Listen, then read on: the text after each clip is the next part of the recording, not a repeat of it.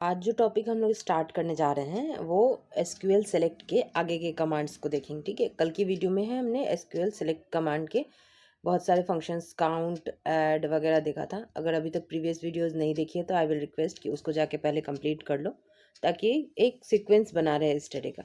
Okay, तो बिना time waste किए आज के टॉपिक को स्टार्ट करते हैं।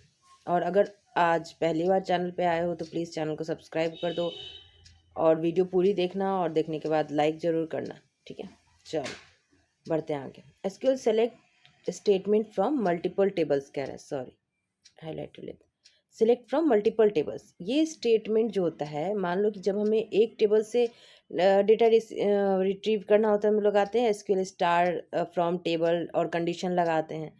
अगर कुछ कॉलम स्पेसिफिक कॉलम को रिट्रीव करना होता है तो लिखते हैं select column name from table name ऐसे करके।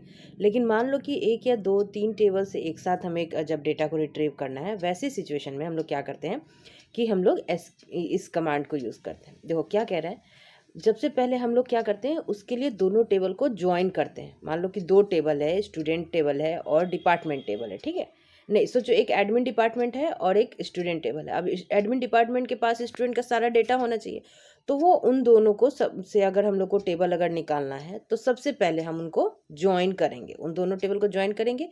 ज्वाइन करने मैंने प्रीवियस वीडियोस में भी फॉरेन की, प्राइमरी की, रेफरेंस टेबल दे करके बताया था कि जब कभी भी हमें मल्टीपल टेबल को पे काम करना होता है तो हमें उन टेबल्स को ज्वाइन करना होता है। और ज्वाइन करने के लिए हम लोग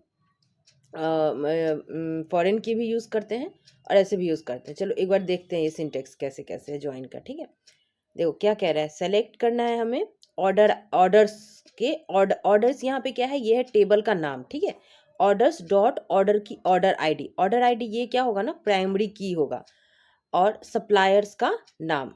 ठीक है, फ्रॉम सप्लायर्स। ठीक है, और ये क्या करना है, सप्लायर्स टेबल से ज्वाइन करना। और ज्वाइन करना है किसके साथ, ऑर्डर्स टेबल के साथ। देखो ऑर्डर टेबल और सप्लायर टेबल ज्वाइन हो रहा है। ठीक है, इनर ज्वाइन लग रहा है हमारा। ऑर्डर्स टेबल से ऑर्डर आईडी लेंगे और सप्लायर्स से हम नेम को लेंगे। ऑन सप्लायर्स, अब देखो सप्लायर्स की जो सप्लायर आईडी है वो ऑर्डर्स की सप्लायर आईडी, दोनों टेबल में एक कॉलम सेम है जो कि है सप्लायर आईडी। ठीक है, तो हमने ज्वाइन लगाया ऑर्डर और सप्लायर के बीच में, किस कॉलम के बेसिस पे, सप्लायर आईडी के बेसिस पे। ये दोनों जो कॉलम होंगे वो सप्लायर टेबल और ऑर्डर टेबल में कॉमन होगा। तो इस तरीके से हम, और ऑर्डर बाई कर दिया ऑर्डर आईडी के बेसिस पे। ठीक है, तो क्यों ऑर्डर आईडी, क्योंकि ऑर्डर आईडी हमने जिस कॉलम्स के थ्रू हमें ऑर्डर बाई करना है वो भी हम लोग को सेलेक्ट करना पड़ेगा। ओके, तो आई होप ये जो मल्टीपल टेबल से ज्वाइन को यूज़ करके हम लोग टेबल रिट्रीव करते हैं ये समझ में आ गया होगा। ठीक है, इसमें ना कभी कभी फॉरेन की बताना होता है, प्राइमरी की भी बताना होता है, रेफरेंसेस लेते हैं वो बताना होता है, वो सब भी होता है। ठीक है, तो आई होप ये चीज़ समझ में आई होगी। ज्वाइन का बहुत बड़ा रोल होता है, हम लोग सारे टाइप ऑफ ज्वाइंस पढ़ेंगे आगे, धीरे धीरे करके सब चीज़ें कवर करेंगे। इनर ज्वाइन होता है, आउटर ज्वाइन होता है, जितने तरह के ज्वाइंस होते हैं सब, left join, right join, full outer join, सब सारी चीज़ें आगे कवर अप करेंगे। बट इनिशियली ये बात जाननी जरूरी है, जब कभी भी हम दो टेबल से डेटा को रिट्रीव करना चाहते हैं वैसे सिचुएशन में हम ज्वाइन का यूज़ करते हैं। और जिन दो टेबल्स को हम ज्वाइन कर रहे हैं उन दोनों के बीच में एक कॉमन कॉलम होना चाहिए। ओके, ठीक है, चलो आगे बढ़ते हैं। नेक्स्ट देखो क्या कह रहा है, एसक्यूएल सेलेक्ट डेट। अब डेट से, ये तो सिंपल ना, उससे पता चल रहा है डेट से क्या हो रहा है कि ये यूज़ होता है कि retrieve a date from a database. जब कभी हम किसी पार्टिकुलर डेट को डेटाबेस में रिट्रीव करना चाहते हैं तो हम लोग ये इस स्टेटमेंट को, जैसे मान लो let's see the query to get all the record after 12 December 2013 के बाद का जितना भी रिकॉर्ड है उसको रिट्रीव करना है। तो क्या कह रहा है, सेलेक्ट करना है स्टार ऑल, सारे रिकॉर्ड चाहिए तो सेलेक्ट ऑल फ्रॉम टेबल का नाम, जहाँ पे तुम आपका जो डेट का कॉलम होगा ना, ज्वाइनिंग डेट हो गया या लिविंग डेट हो गया या बर्थ डेट हो गया, तो वो कॉलम का नाम दे दिया। ग्रेटर देन इक्वल टू 2012 दिसंबर के बाद का चाहिए तो ग्रेटर देन इक्वल टू ये। ठीक है, एक दूसरी क्वेरी देखते हैं, gate all the records after इतना एंड इतना, मतलब बिटवीन का केस आ गया 12 दिसंबर के बाद की, लेकिन 13 दिसंबर से पहले का सारा डेटा चाहिए।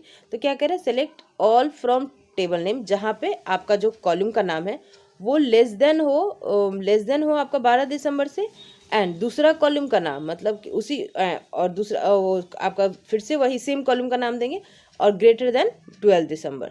ठीक है, 13 दिसंबर से 12 दिसंबर का चाहिए तो 13 दिसंबर से छोटा और 12 दिसंबर से बड़ा। ये इस तरह से हम उस स्पेसिफिक उनके बीच विदिन जो डेटा होगा वो हमें रिट्रीव हो जाएगा। क्लियर है? चलिए आगे बढ़ते हैं। ये एसक्यूएल डेट वगैरह अच्छा रहता है, इंपॉर्टेंट है, आते हैं इसमें से क्वेश्चन आप एक्सपेक्ट कर सकते हो कि क्वेरी दे देगा, उसमें मिस्टेक्स ढूंढने दे दिया ऐसे करके। अब देखो मैथमेटिकल फंक्शन है एक सम किस लिए होता है? बचपन से जानते सम जोड़ने के लिए होता है, तो वही चीज़ सेम यहाँ पे भी है, लेकिन लिखने का तरीका अलग है, क्वेरी के फॉर्मेट में लिखते हैं। ये it is also known as SQL sum function. ये यूज़ होता है क्वेरी को return the summed value, expression का जो सम वैल्यू होगा उसको देने के लिए हम लोग सम का इस फंक्शन का यूज़ करते हैं। सिंटेक्स क्या है? सेलेक्ट करना है सम। अब मान लो कि सम क्या, किस चीज़ को तुम जोड़ोगे? यहाँ पे एग्जांपल है सैलरी का, या फिर तुम एक घर के एक्सपेंसेस को जोड़ सकते हो, बहुत सारे नंबर ऑफ स्टूडेंट्स को जोड़ सकते हो, ठीक है। तो इस तरह से सिचुएशन में हम लोग सम एक्सप्रेशन यूज़ करते हैं। बेसिकली क्या कह रहा है? सेलेक्ट सम एक्सप्रेशन, मतलब कि जो भी कॉलम है वो फ्रॉम टेबल नेम। एक्सप्रेशन के बीच में पूरा सिंटेक्स आता है, ठीक है, जो जो चीज़ें लिखनी है, एक्सप्रेशन फ्रॉम टेबल्स और उसके बाद कंडीशन लगा दिया। एक्सप्रेशन जो होता है वो न्यूमरिक फील्ड या कोई फॉर्मूला हो सकता है। यहाँ पे देखो ये इंपॉर्टेंट चीज़ में लिखा है, एक्सप्रेशन क्या है हमारा?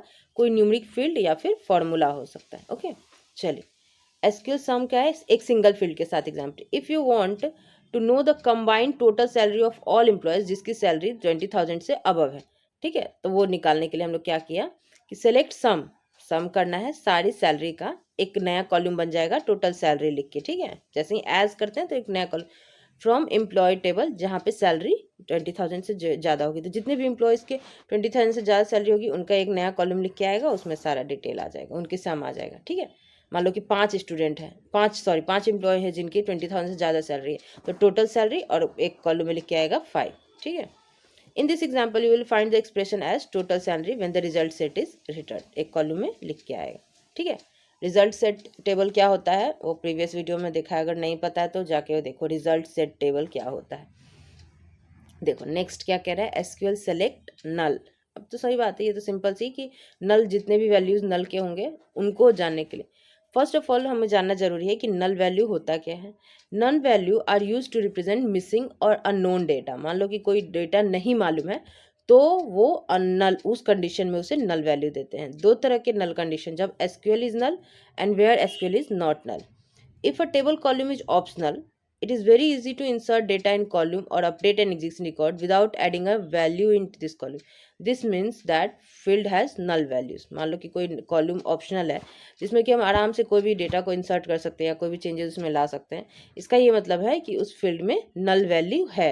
अगर जीरो मतलब कोई वैल्यू होती है, नल है इसका मतलब हम उसमें कुछ वैल्यू डाल सकते हैं, लेकिन अगर किसी की वैल्यू जीरो है मतलब उस जीरो की भी एक वैल्यू होती है। किसी चीज़ को नल लिख देना इसका ये मतलब नहीं कि वो जीरो हो गया, नहीं, जीरो अलग चीज़ है, नल अलग चीज़ है। नल अगर लिखा है तो उसमें हम लोग डेटा इंसर्ट कर सकते हैं।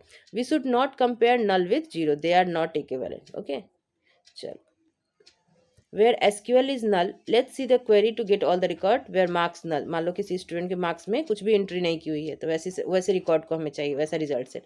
एसक्यूएल सेलेक्ट सर नेम, मतलब ये कॉलम का नाम होगा, ये भी नेम कॉलम का नाम होगा, मार्क्स भी कॉलम का नाम होगा, स्टूडेंट टेबल से जहाँ पे मार्क्स जो है वो नल है, ठीक है, मतलब कि उस कॉलम में, मार्क्स के कॉलम में नल एंट्री होगी, तो वो सारे के सारे रिजल्ट सेट में हमें उनका डेटा मिल जाएगा। ओके, ये हो गया नल। अब क्या कह रहे हैं? जहाँ पे SQL, where SQL is not null, जहाँ पे नल नहीं हो, तो वैसे हाँ उसके लिए क्या करते हैं?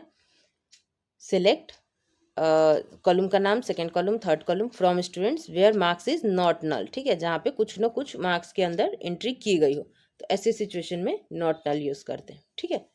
चलिए ओके, तो आज के टॉपिक में इतना ही रहने देते हैं। इस एसक्यूएल सेलेक्ट के ऑलमोस्ट सारे टॉपिक्स कमांड ख़त्म हो गए। आज जो सबसे इंपॉर्टेंट चीज़ हमें जाननी थी वो थी ज्वाइन। अब ज्वाइन के बारे में डिटेल में हम आगे की वीडियोस पढ़ेंगे, ऐसे तो सारे टॉपिक्स इंपॉर्टेंट है। और अगर आज की वीडियो अच्छी लगी हो तो प्लीज़ वीडियो को लाइक करना। अगर कुछ कमी लगी हो या फिर कुछ और ऐड ऑन पॉइंट्स चाहिए या कुछ सजेशंस हो तो उसे कमेंट बॉक्स में मेंशन करना। और अगर चैनल पे पहली बार आए हो तो आई विल रिक्वेस्ट कि प्लीज़ चैनल को सब्सक्राइब करते हुए जाना। Thank you so much for watching.